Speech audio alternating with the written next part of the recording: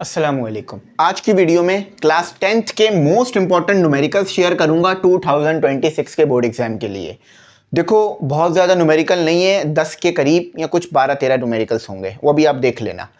इनकी एक बार प्रैक्टिस ज़रूर करके जाना। पूरी बुक में बहुत ज़्यादा न्यूमेरिकल्स हैं, कम से कम 50 से ज़्यादा न्यूमेरिकल होंगे, 50-60 से ऊपर। जस्ट 10 मोस्ट इंपॉर्टेंट न्यूमेरिकल्स बता रहा हूँ। एक मज़े की बात पता है क्या है, ये पास पेपर में आ चुके हैं और बहुत सारे तो रिपीट भी हुए हैं। तो अगर इन न्यूमेरिकल्स को कर लेते हो, आप लोगों को अच्छे नंबर मिल जाएंगे 10th की फिजिक्स के अंदर। एक बार इनकी प्रैक्टिस जरूर करके जाना, ठीक है। अच्छा, अब कुछ सवालों के जवाब भी दे देता हूं। फुल मार्क्स न्यूमेरिकल में कैसे लोगे आप? फॉर्मूला शीट, यानी इन न्यूमेरिकल को करने के लिए फॉर्मूले चाहिए होंगे, तो वो कैसे आपको मिलेंगे? केमिस्ट्री के न्यूमेरिकल्स कहां से मिलेंगे और इस न्यूमेरिकल्स का सोल्यूशन कहां से मिलेगा, क्योंकि ये अनसॉल्व है। अच्छा, अब चलो सबसे पहले बात समझते हैं। देखो, जो न्यूमेरिकल का सोल्यूशन है ना, वो ग्रुप में आएगा। अब आप बोलोगे सर बिजनेस बना दिया है, देखिए बिजनेस की बात नहीं है, ये न्यूमेरिकल हमें लिखने पड़ेंगे ना, मतलब इसको सॉल्व करना पड़ेगा, टाइप करना पड़ेगा, मेहनत करनी पड़ेगी, बैठना पड़ेगा, अपनी एनर्जी लगानी पड़ेगी। तो इसीलिए ये न्यूमेरिकल का सोल्यूशन आपको ग्रुप में मिल जाएगा। हम ग्रुप में इसी तरह से बहुत ज्यादा मटेरियल आपको प्रोवाइड कर रहे हैं, तो परेशान ना हो, ये न्यूमेरिकल का सोल्यूशन आपको ग्रुप में मिल जाएगा। और ग्रुप की फीस अभी चल रही है 2000 रुपए, ठीक है। बात क्लियर हो गई, ठीक है। अच्छा, अब फुल मार्क्स लेने कैसे हैं आपने न्यूमेरिकल्स के अंदर, वो मैं आपको बताता हूं। देखो, दो काम आपने करना है। सबसे पहले फॉर्मूला, कैलकुलेशन किसी बच्चे के लिए मुश्किल नहीं है, आसान है। उसके बाद होगा यूनिट, सही है। देखो अब समझो, फॉर्मूला लगाना था आपको। फॉर एग्जाम्पल समझ लेते हैं कि आपके पास जो है वो v is equal to f lambda, ठीक है। आप कंफ्यूज हो गए, आपने फॉर्मूला लिख दिया v lambda is equal to f, ये लिख दिया, तो आपका पहले ही आंसर गलत आ जाएगा, 100% गलत आ जाएगा, आपको 0 मार्क्स मिलेंगे, ठीक है। न्यूमेरिकल करने पड़ेंगे आपको पूरे नंबर लेने के लिए फिजिक्स में। ये बात तो क्लियर हो गई कि आपको जो है वो फॉर्मूला आना चाहिए, सही है। ये बात हमने क्लियर कर ली।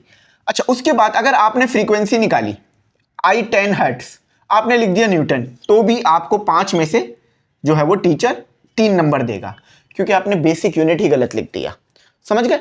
दो काम करने हैं, एक है फॉर्मूला, दूसरा है यूनिट। अब फॉर्मूले याद कैसे होंगे? यूनिट तो देखो आपको आने चाहिए, यूनिट कोई हार्ड एंड फास्ट नहीं है, वो आपको पता होना चाहिए। फ्रीक्वेंसी का यूनिट क्या है, वेवलेंथ का यूनिट क्या है, वो याद करना है। देखो, आपने अपनी कॉपी में बनाना है एक पोर्शन, जैसे देखो मेरी कॉपी में पोर्शन बना हुआ है, क्या लिखा हुआ है? फॉर्मूलास, ठीक है। इस तरह पोर्शन बनाना है, और फिर फॉर्मूला कौन सा है, जैसे स्टैंडर्ड डेविएशन का फॉर्मूला लिखा हुआ है, तो इस तरह से फॉर्मूला लिख लिया आपने। मोमेंटम फॉर्मूला है, मोमेंटम का फॉर्मूला लिख लिया। इस तरह से आपने फॉर्मूले अपनी कॉपी में लिख लेने हैं। देखो मैंने खुद भी ये काम कर रखा है। जब पेपर आएगा आपने क्या करना है? फॉर्मूलों को रिवाइज करना है। अब पता है पेपर वाले टाइम पे होता क्या है, टेंशन होती है, परेशानी होती है। अब समझ नहीं आता कि यार v is equal to f lambda पढ़ा था या v lambda is equal to f पढ़ा था। कंफ्यूज हो जाते हो, क्यों? रिवाइज नहीं किया होता, बार बार दोहराया नहीं होता है। तो अगर कॉपी में लिख के रख लोगे तो आप लोगों का ये परेशानी, टेंशन दूर हो जाएगी। सबसे पहली बात क्लियर हो गई हमारी फॉर्मूले की।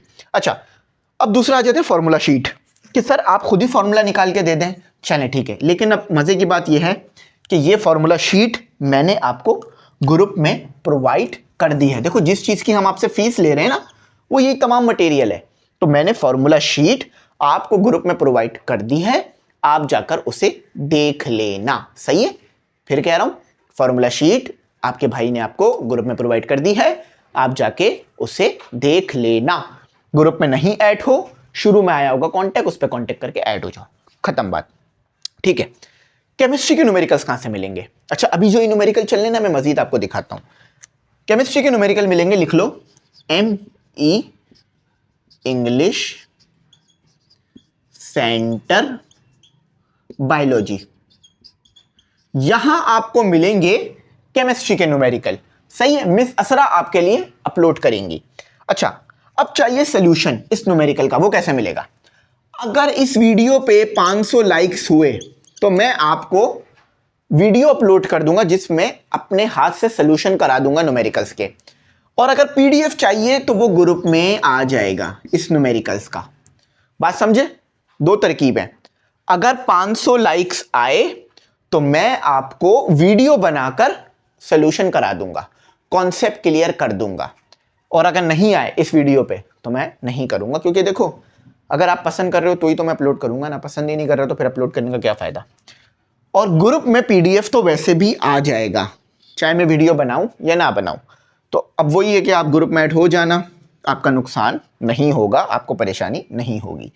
अब अगर कोई बात नहीं समझ में आ रही हो तो आप कांटेक्ट करके पूछ सकते हो, हम आपको तमाम चीज़ें जो हैं वो गाइड कर देंगे, ठीक है।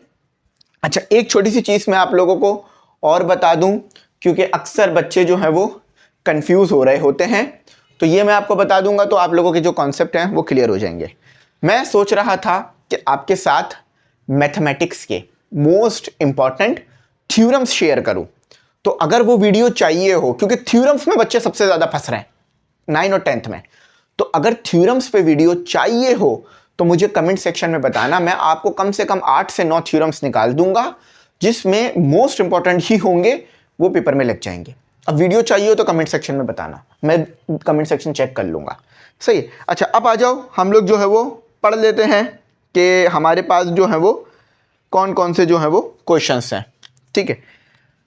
ठीक है, देखो सबसे पहला क्वेश्चन हमें दिया हुआ है जो कब से चल भी रहा होगा, the waves moving in the ponds have a wavelength of 1.6 meter and a frequency of 0.80 hertz. Calculate the speed of these water waves. आपने स्पीड कैलकुलेट करनी है। अच्छा, यूनिट गलत लिखा हुआ है, मीटर पर सेकंड स्क्वायर नहीं है, मीटर पर सेकंड है, तो यूनिट सही कर लेना, ठीक है। शायद जल्दी जल्दी में गलती हो गई है यूनिट में। अच्छा, अब देखो एयर भी मेंशन है और अगर आप कर रहे हो तो सोल्यूशन भी मेंशन है, बस यूनिट सही कर लेना।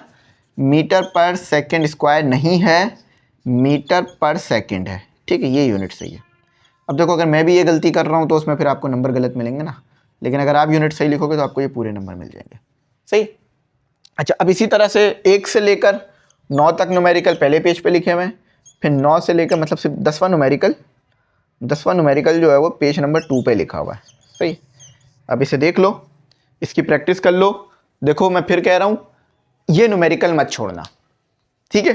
कोई बहुत ज़्यादा न्यूमेरिकल्स निकाल के मैंने आपको नहीं दिए हैं, पूरी बुक में आपके पास कम से कम भी होंगे 40-50 से ज़्यादा न्यूमेरिकल्स होंगे, जिसमें ना सबसे ज़्यादा मुश्किल न्यूमेरिकल्स हैं आखिरी वाले चैप्टर के, जो कि आई थिंक आपका चैप्टर नंबर कोई 19 या कोई 20 बनता है, ठीक है।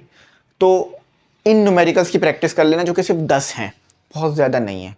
मैंने कोशिश की थी कि 15-20 दूँ, लेकिन मैंने कहा मैं शॉर्ट रखूँ ताकि बच्चों को परेशानी ना हो, तो इनकी प्रैक्टिस एक बार ज़रूर कर लेना। और अगर वीडियो चाहिए हो तो लाइक कर देना, अपने दोस्तों को भी कह देना कि भाई ये लाइक कर दो, वीडियो को शेयर कर दो, ताकि न्यूमेरिकल्स का सलूशन हमें मिल जाए। तो उम्मीद करता हूँ मेरी बात समझ में आ गई होगी। कांटेक्ट कर लेना अगर ग्रुप में ऐड होना चाहो, ठीक है, वहाँ पे आपको डिटेल्स वगैरह सारी चीज़ें जो है वो मिल जाएंगी।